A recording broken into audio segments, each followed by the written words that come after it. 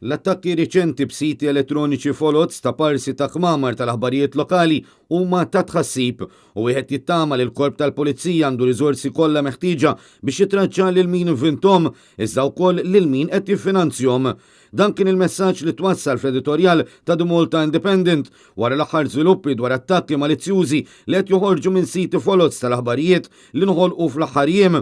Fil-mira ta' dawn il-persuni kien hemm is-siti elettroniċi ta' Net News, ta' Newsbook, ta' Ravin Malta u ta' Manuel Delija fost oħrajn.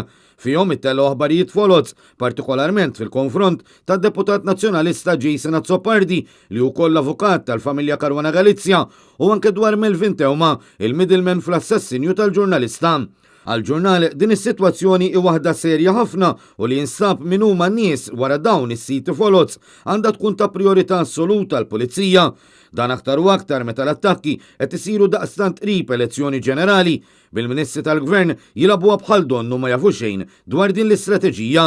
Mhix qed nara li tisiru attakki fuq il-medja, jiġifieri ma nafx liema attakki ma nafx liema attakki qed irrefer. L-editorjal ta' The Malta Independent jgħid li dawn l-attakki ikomplu jtapnu reputazzjoni ta' pajjiżna.